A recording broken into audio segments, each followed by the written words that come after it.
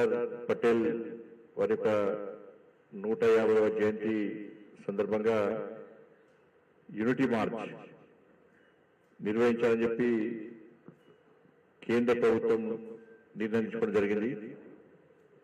ఈ నెల 31కి వారి యొక్క 150వ జయంతి జరుపుకున్న సందర్భంలో 31 తారీఖు నుంచి నవంబర్ 25 వరకు, నవంబర్ 31 తారీఖు నుంచి నవంబర్ 25 వరకు వివిధ రకాల కార్యక్రమాలు చేయాలని చెప్పి భారత ప్రభుత్వం నిర్ణయించుకోవడం జరిగింది. దానికి అనుగుణంగా దేశవ్యాప్తంగా ఈ కార్యక్రమాలు నిర్వహించబోతున్నాం.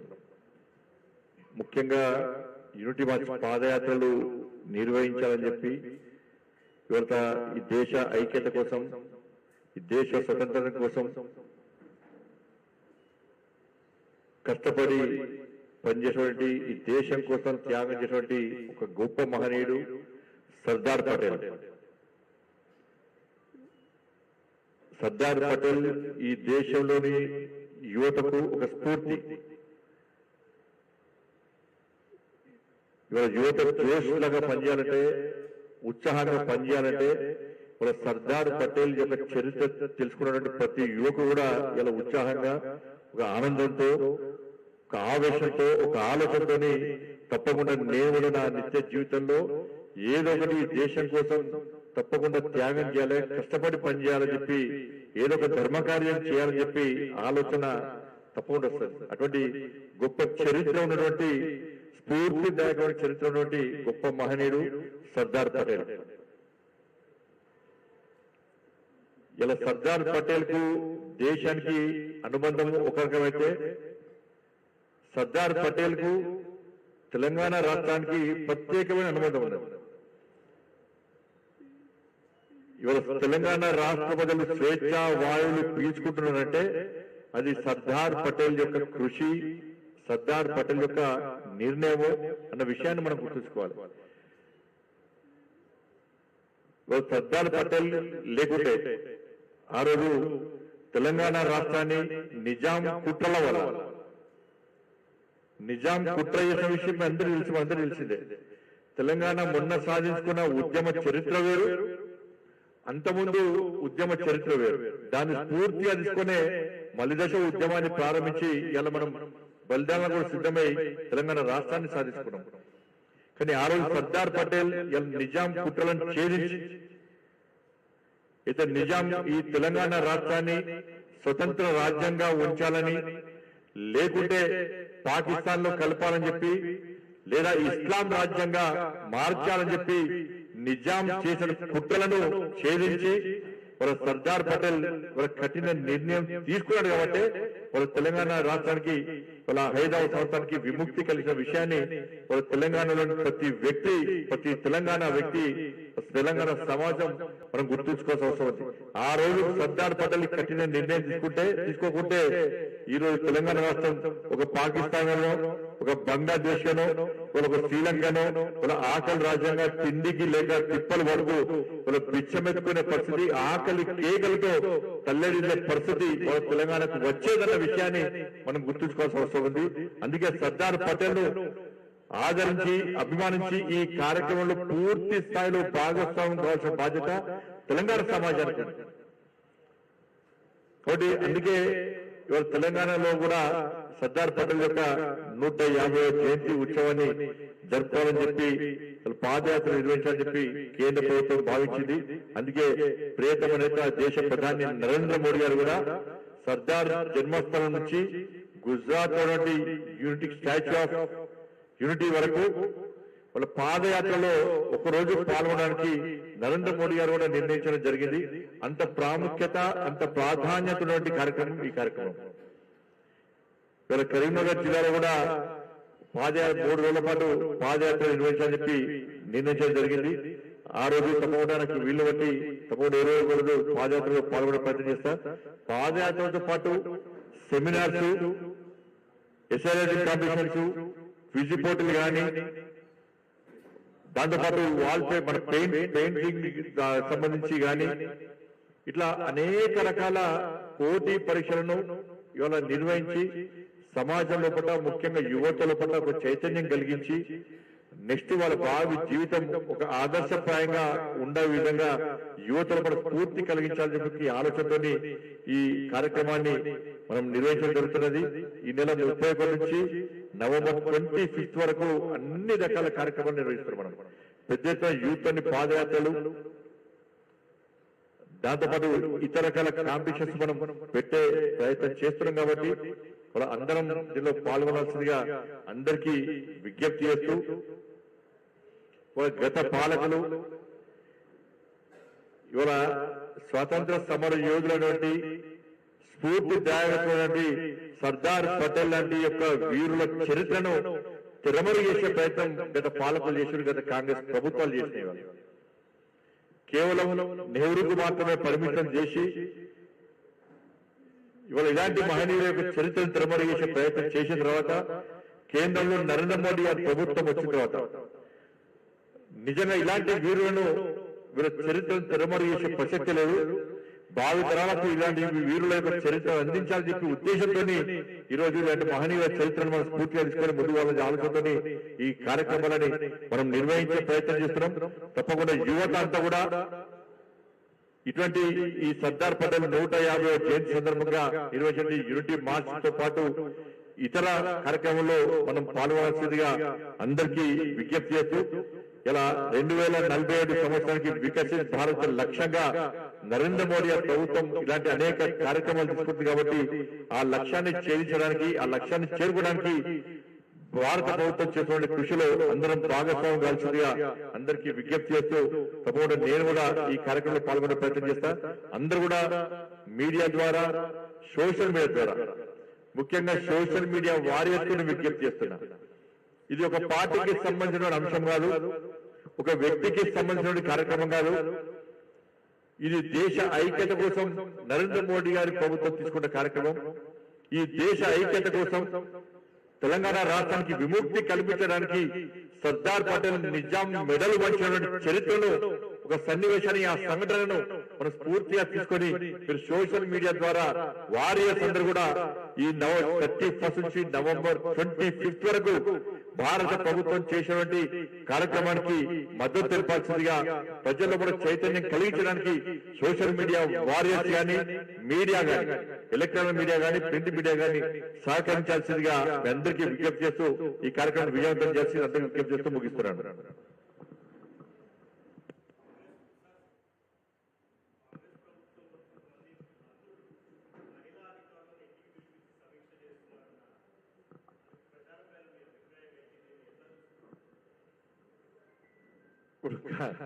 కాంగ్రెస్ పార్టీ ప్రభుత్వం మీద ఆరోపణ లేని ఏ ఒక్కరని చెప్పండి. 2 సంవత్సరాల కాంగ్రెస్ పార్టీ పాలనలో ఈ ప్రభుత్వం దేనిలో సక్సెస్ అయిందంటే అవినీతి, ఆరోపణలు, అక్రమాలు, 6 గ్యారెంటీల పేరుతోని, 420 హామీల పేరుతోని ప్రజలను చీట్ చేయడం. ఇది తప్ప ఇంకేమైనా సాధించిందా? ఒకటి, మహిళా అధికారులను, ఇవాళ మహిళా అధికారులు అందరూ కూడా తెలంగాణ రాష్ట్రంలో నేను చూస్తాడు, దేశ వ్యాప్తంగా కూడా మళ్ళీ మహిళా అధికారులు మేము మహిళలము అని చెప్పి ఆలోచన, అధైర్యం లేకుండా, ఆ భయం లేకుండా మేము సమాజం కోసం, సమాజ సేవ కోసం, ప్రజలకు సేవ చేయడానికి మేము సిద్ధంగా ఉన్నామని చెప్పి ముందుకు వస్తున్నారు. ఇటువంటి పరిస్థితుల్లో వాళ్ళకు స్వేచ్ఛని వాళ్ళకి అవసరం ఉంది, దీన్ని మేము స్వాగతిస్తాం. కానీ మహిళా అధికారులను వేధించే విధంగా, వాళ్ళని భయపెట్టే విధంగా, వాళ్ళకు వార్నింగ్లు ఇస్తూ వాళ్ళను వేధించడానికి అర్ధరాత్రి కూడా ఆఫీసులకు రప్పించి, ఇళ్లకు రప్పించే ప్రయత్నం చేస్తే ఇది క్షమించరాని నేరం. దీని మీద పత్రికలో కథనాలు వచ్చినాయి. నిన్న కూడా ఏబిఎన్ అధినేత రాధాకృష్ణ గారు దీన్ని స్పష్టం చేశారు. నా డిమాండ్ ఒకటే, దీని మీద రాష్ట్ర ముఖ్యమంత్రి గారు ప్రత్యేకంగా విచారణ జరిపి నివేదికలు తెప్పించి, మీకు మహిళల మీద ఏ మాత్రం ప్రేమ, అభిమానం ఉంటే, మహిళల గౌరవాన్ని కాపాడాలని చెప్పి మీకు ఉంటే, వెంటనే ఆ మంత్రులను బర్తరఫ్ చేస్తే, ఆ మంత్రులను చర్యలు తీసుకుంటే, ఇవాళ మీ ప్రభుత్వం మీద ఈ ప్రభుత్వం మీద మహిళలకు నమ్మకం ఏర్పడుతుంది.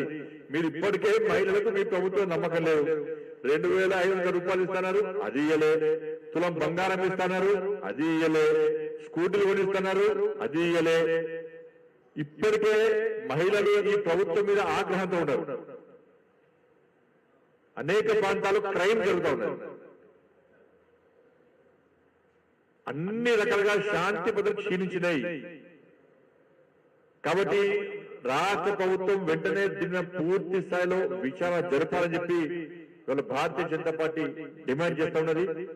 అట్లా చేయకుంటే మీరు ఏదో పత్రికల గతంలో వచ్చే తూతు మంత్రంగా చేసే ప్రయత్నం చేస్తే ఇవాళ మహిళలు తిరగబడుతున్న విషయాన్ని కాంగ్రెస్ పార్టీ ప్రభుత్వం గుర్తుంచుకోవాలి. దీన్ని ఆషామాషిగా తీసుకోవద్దు. ఆ మంత్రులను గుర్తించండి. వాళ్ళ వెంటనే బర్తరఫ్ చేయాలని వెంటనే మంచి తొలగించండి. వాళ్ళ మీద చర్యలు తీసుకోండి. మహిళా అధికారంలో కదా ఒక భరోసా కల్పించండి, ఒక విశ్వాసం కల్పించండి. వాళ్ళు ధైర్యంగా పనిచేయడానికి సిద్ధంగా ఉన్నారు. దాన్ని ఆసరగా వేసుకొని మిమ్మల్ని వాళ్ళు వేరే రకంగా వేధించే ప్రయత్నం చేస్తే వాళ్ళ ప్రజలు తిరగబడుతున్న విషయాన్ని వాళ్ళకు గుర్తుంచుకోవాల్సిన అవసరం ఉంది. ఎందుకంటే ఇవాళ తెలంగాణ ప్రాంతంలో దేశవ్యాప్తం కూడా అనేక మంది మహిళా అధికారులు, ఉన్నత స్థాయి అధికారుల నుంచి గ్రామ స్థాయి వరకు కూడా కష్టపడి పనిచేస్తున్నారు. వాళ్ళ కుటుంబాన్ని పక్కబెట్టి కూడా వాళ్ళు సమాజం కోసం సేవ చేసే, పేద ప్రజలకు సేవ చేసే ప్రయత్నం చేస్తున్నారు. వాళ్ళని ప్రోత్సహించాల్సింది పోయి వాళ్ళు ఇబ్బంది పెట్టే విధంగా ఇండ్లకు రమ్మన్నాడు, అర్ధరాత్రి కార్యాలయం రమ్మన్నాడు. ఇది మంచి పద్ధతి కాదు. ఇది మహిళలను అవమానపరచడమే. కాబట్టి ఈ విషయంలో ప్రభుత్వం కఠినంగా వివరించాలని చెప్పి నేను రాష్ట్ర ముఖ్యమంత్రి గారిని డిమాండ్ చేస్తున్నాను. ఇలా రక్షణ లేదు. ఇవాళ మీరు చూడండి, నిజామాబాద్ లో డైరెక్ట్ రౌడీ షీటర్ కానిస్టేబుల్ చంపేసింది. రౌడీ షీటర్ నిన్నగాక మొన్న హైదరాబాద్ లో డైరెక్ట్ డీసీపీ గారి మీదే హత్యా ప్రయత్నం చేశాడు. కత్తితోనే చేసే ప్రయత్నం చేశాడు. మొన్న గోరక్షకుడైనటువంటి కార్యకర్త మీద, గోరక్షకుడి మీద డైరెక్ట్ కాల్పులు జరిపారు. తుపాకుతో కాల్పులు జరిపారు. అంటే రౌడీ షీటర్స్ రాజ్యం వెళ్తుంది తెలంగాణ రాష్ట్రంలో. దీనికి ఎంఐఎం పార్టీ వత్తాసు వస్తున్నది. ఎంఐఎం పార్టీ మొదటి కూడా సంఘ విద్రోహ శక్తి పార్టీ, సంఘ విద్రోహ party MIM party. MIM party వల్ల ముస్లిం సమాజం కాదు, ఈ తెలంగాణ రాష్ట్రానికి, దేశానికి ఏం ఉపయోగం లేదు. ఎంత దుర్మార్గం అంటే ఇవాళ ఎంఐఎం పార్టీ గోరక్షకుల మీద కాల్పులు జరిగిన రౌడీ షీటర్ ఎంఐఎం పార్టీ కార్యకర్త. నిన్న డీసీపీ చైతన్య గారి మీద హత్యాయత్నం చేసినటువంటి, దాంతోపాటు కానిస్టేబుల్ మీద, చారి గారి మీద హత్య చేసినటువంటి వ్యక్తి రౌడీ షీటర్ ఎంఐఎం పార్టీ. నేను హోమ్ మినిస్టర్గా, ఒక భారతీయ జనతా పార్టీ కార్యకర్తగా నేను ఇలా విధులు నిర్వర్తిస్తూ బాధ్యతలు నిర్వహిస్తున్న సందర్భంలో ఒక రౌడీ షీటర్ క్రిమినల్ కేసులు రెండు సార్లు పీడీ యాక్ట్ లో చేరిపోయిన వ్యక్తి, రౌడీ షీటర్ వ్యక్తి, అనేక క్రిమినల్ కేసుల వ్యక్తి ఇలా డీసీపీ చైతన్య గారి మీద, కానిస్టేబుల్ చారి గారి మీద కత్తితో హత్య ప్రయత్నం చేస్తే ఆత్మరక్షణార్థం వీళ్ళు ఫైర్ ఓపెన్ చేస్తే వాళ్ళ రౌడీ షీటర్ గాయపడ్డాడు. ఆత్మరక్షణార్థం ఫైర్ చేస్తే ఇవాళ వీళ్ళు ఫైర్ చేయకుంటే డీసీపీ గారి ప్రాణాలు వేటి, కానిస్టేబుల్ చారి గారి ప్రాణాలు వేటి. ఆత్మరక్షణార్థం కాల్పులు జరిగితే వాడు రౌడీ షీటర్ వాడు హాస్పిటల్లో ట్రీట్మెంట్ చేసుకుంటే వాడిని పోయి ఎంఐఎం పార్టీ ఎమ్మెల్యేలు, ఎంఐఎం పార్టీ నాయకులు పోయి పరామర్శించే ప్రయత్నం చేస్తున్నారు. ఇది భారతీయ జనతా పార్టీకి ఎంఐఎం పార్టీకి ఉన్న భేదం చూడండి. మేమేమో పోలీస్ అధికారులను బాధ్యత నిర్వహించే సందర్భంలో ఆత్మరక్షణార్థం కాల్పులు జరిపి ప్రాణాలను కాపాడుకుని ప్రజల ప్రాణాలు కాపాడినటువంటి చైతన్య డీసీపీ గారు, చారి కానిస్టేబుల్ గారు హాస్పిటల్ ట్రీట్మెంట్ చేసుకుంటుంటే నేను పరామర్శిస్తే ఎంఐఎం పార్టీ రౌడీ షీటర్ పరామర్శించారు. ఒక రాజకీయ పార్టీ నాయకులు ప్రజల చేత ఎన్నుకోబడిన శాసనసభ్యులు ఇలా పోలీసు అధికారులను పరామర్శిస్తారా, రౌడీ షీటర్లు పరామర్శిస్తారా? ఇలా ఎంఐఎం పార్టీ గుండాలు ఈ విధంగా రెచ్చిపోతున్నారంటే, కానిస్టేబుల్ చంపుతున్నారంటే, అధికారుల మీద కాల్పులు జరుపుతున్నారు, హత్యాయత్నం చేస్తున్నారంటే ఎవరి అండ వల్ల రెచ్చిపోతున్నారో ఒక్కసారి ఆలోచించాల్సి వస్తున్నది. రాష్ట్రంలో శాంతి భద్రతల వ్యవస్థ పూర్తిగా క్షీణించింది. ఒక హోమ్ మినిస్టర్ గా చెప్పడానికి నేను సిగ్గుపడుతున్నా.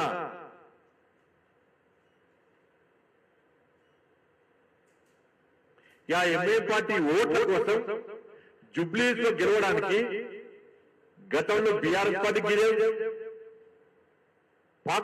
పాటలాడబడ్డది, ఏదో ఎంఐఎం పార్టీ కాలు మొక్కింది. ఈ రోజు కాంగ్రెస్ పార్టీ పోటీ పడి ఎంఐఎం పార్టీ నాయకుల కాలు మొక్కి అలా ఓటు పొందే ప్రయత్నం చేస్తున్నారు.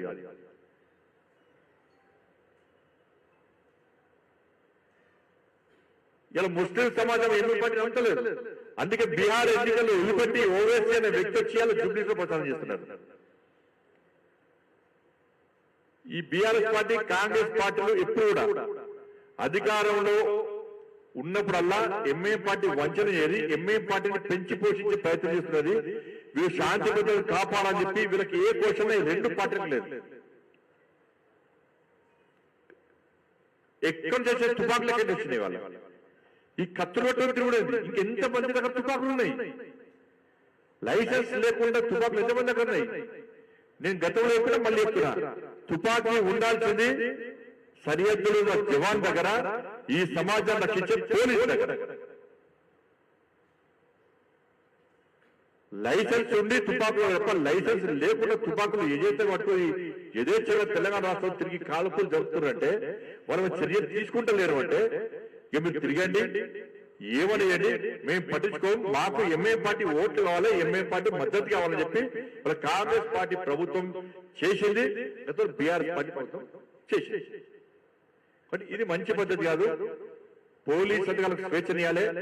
నేను మళ్ళీ చెప్తున్నా, నిన్న డీసీపీ చైతన్య గారి మీద హత్యాయత్నం చేసినటువంటి, చంపే ప్రయత్నం చేసినటువంటి, చారి కానిస్టేబుల్ గారి మీద హత్యాయత్నం చేసినటువంటి ఆ నిందితుని కఠినంగా శిక్షించాలి. మేము నిజామాలు చేసినాం, ఇక చెయ్యము అనుకుంటే నిజామా తర్వాత 2 దాడులు జరిగినాయి, కాల్పులు జరిగినాయి, హత్యాయత్నం జరిగింది. కానీ ఈ ప్రభుత్వం అంటే భయం లేదు రౌడీ షీటర్లకు. ఇవాళ యూపీని స్ఫూర్తి తెలుసుకోవాలి రాష్ట్ర ముఖ్యమంత్రి గారు. యూపీని స్ఫూర్తి తెలుసుకోవాలి. యూపీలో ఒక రౌడీ షీటర్ తలెత్తుకొని తిరగాలంటే ఇలా భయపడే పరిస్థితి ఇలా యోగి గారు చూపెట్టారు. యూపీలో రౌడీ షీటర్స్ ఇవ్వలేరు. ఇప్పుడు రౌడీ షీటర్ ఏ విధంగా శిక్షించాలో ఆ విధంగా శిక్షించారు. అలా చాలా మంది రౌడీ షీటర్లు బెయిల్ వచ్చినా కూడా జైల్లో ఉంటున్నారు. దేనికోసం అంటే బయటకు వస్తే ఈ భూమి మీద మాకు నూకలు చెల్లినాయి, మేము బతకలేమని చెప్పి రౌడీ షీటర్లు వాళ్ళ జైల్లో ఉన్నారంటే వాళ్ళ యూపీలో శాంతి భద్రతలు కాపాడబడుతున్నాయి. అటువంటి కఠిన నిర్ణయాలు తీసుకుంటే తప్ప రౌడీ షీటర్లను కంట్రోల్ చేయలేము. కాబట్టి ఈ విషయాన్ని రాష్ట్ర ప్రభుత్వం గుర్తుంచుకోవాలి. ముఖ్యమంత్రి గారే హోమ్ మినిస్టర్ కాబట్టి నేను వారిని కోరుతున్నా. దురదృష్టం ఏంటంటే ముఖ్యమంత్రి గారే నక్సలిజం ఫిలాసఫీ అంటారు, ముఖ్యమంత్రి గారే ఓవైసీ కుటుంబం ఓవైసీ మంచోడు అంటారు. ఈ ముఖ్యమంత్రి గారే అక్బరుద్దులో వచ్చి నా కాన్స్టిట్యూన్స్ లో వాళ్ళ కాన్స్టిట్యూన్స్ లో పోటీ చేస్తే గెలిపిస్తా అంటాడు. హైదరాబాద్ నడిబొడ్డున కాల్పులు జరిగినాయి. హైదరాబాద్ నడిబొడ్డున రాష్ట్ర రాజధానినే డీసీపీ మీద కానిస్టేబుల్ హత్యాయత్నం జరిగింది. ముఖ్యమంత్రి గారు అదే ప్రాంతంలో ఉంటున్నారు.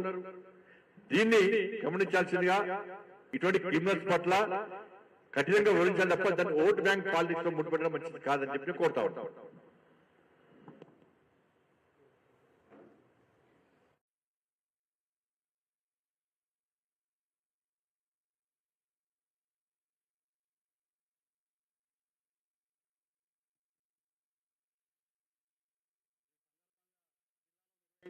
పాదయాత్రకు సంబంధించినటువంటి వాల్ పోస్టర్ ను గౌరవనీయులు కేంద్ర మంత్రివర్యులు బండి సంజయ్ కుమార్ గారు ఇతర